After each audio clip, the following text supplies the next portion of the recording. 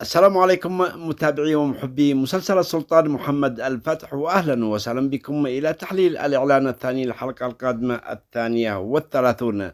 كما أخبرتكم في التحليل السابق أن السيدة فاطمة سيتم إنقاذها من قبل السيد بطال، وهذا ما شاهدناه في الإعلان. وشاهدنا في الإعلان أيضا سالتوك يدخل القسطنطينية لإنقاذ فاطمة، فهل تكون نهايته؟ وشاهدنا بلطوغلو يطعن السيد بالي، فهل يموت السيد بالي؟ وأحداث أخرى مثيرة ومشوقة سنتحدث عنها معكم في هذا الفيديو، فتابعونا حتى النهاية. وفضلا وكرما منكم اعملوا إعجاب للفيديو واشتركوا في القناة، وهيا بنا على بركة الله نبدأ. ولكن كالعادة دعونا نشاهد جانب من الإعلان ثم نعود للحديث والتحليل.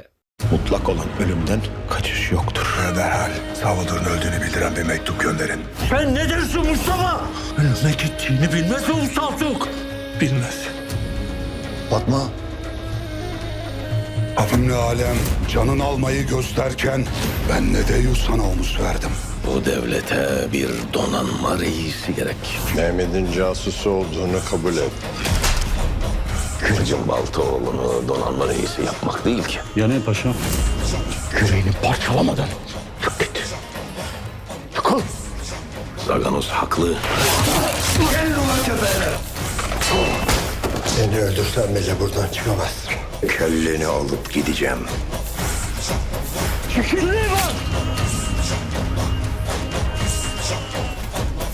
Ne bakalım Hızır Çelebi, kim yapmış bu işi?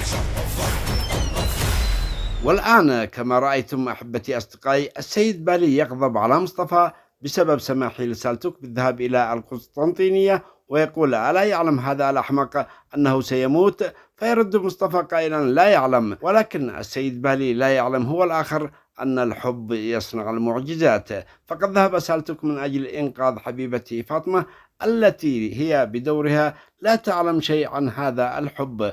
عموما يا أصدقائي، أنا أتوقع أن يلقى سالتوك حتفه في تلك المهمة. المشهد الآخر وهو من أهم المشاهد مشهد وصول السيد بطال إلى فاطمة، فهل يا ترى يتمكن من إنقاذها أم يفشل وتكون هنالك نهايته هو والسيدة فاطمة؟ الجواب نعم، سيتمكن السيد بطال من إنقاذ فاطمة بالتعاون مع ديمتريوس، ولكن خروجه هو وفاطمة من المدينة سيكون صعبا، وقد نرى تدخل ديمتريوس لمساعدتهم على الخروج.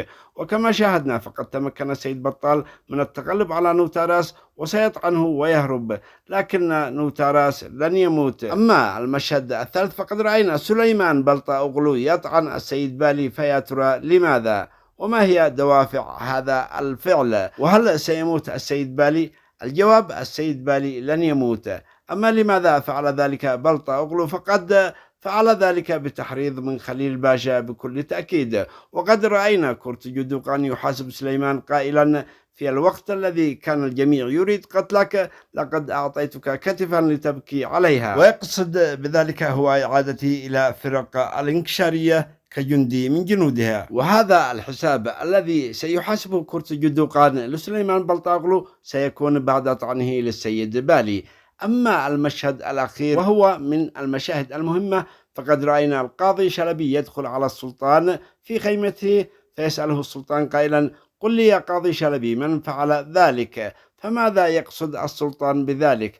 الجواب: سيقوم السلطان بتكليف القاضي شلبي بالتحقيق بملابسات قتل كالندر في خيمته. وكذلك ربما هذه الحادثة، وأقصد حادثة طعن سليمان للسيد بالي. وحين ينتهي القاضي شلبي من التحقيق سيذهب إلى السلطان ويرفع له بالتقرير النهائي، وهذا ما رأينا في مشهد دخول القاضي شلبي على السلطان في خيمته. وحين يقدم القاضي شلبي تقريره النهائي إلى السلطان، أنا أتوقع أن يتوصل القاضي شلبي في ذلك التقرير إلى أدلة تثبت تورط خليل باشا الجندرلي في الأمرين. وهنا قد نرى إيقاف السلطان لخليل باشا، وقد نشهد إعدامه على ذمة هذه القضية. لكن توقعي هو أن السلطان سيبقي خليل باشا إلى ما بعد الفتح، لأن السلطان مؤمن إيمان تام بالفتح، ولذلك سيرغب بأن يرى خليل باشا ذلك الفتح، لأن خليل باشا كان من أكثر المعارضين للسلطان محمد بشأن حصار القسطنطينية وفتحها،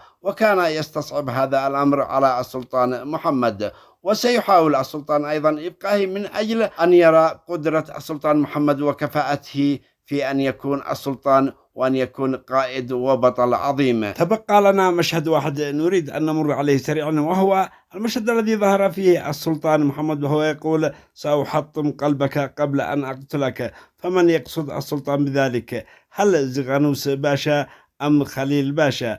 هنالك احتمالان: زغنوس باشا أو خليل باشا، وعلى الأرجح سيكون خليل باشا، لكن هنالك احتمال أنه سيتم إلحاق أو إلصاق التهمة بزغنوس باشا، ولكن يبقى هذا الاحتمال ضعيفا. كان هذا أهم ما لدينا في فيديو اليوم وتحليل اليوم البسيط والمتواضع. أتمنى أن ينال إعجابكم والتقيكم على خير. إلى ذلك الملتقى، دمتم في رعاية الله وحفظه، والسلام عليكم ورحمة الله وبركاته.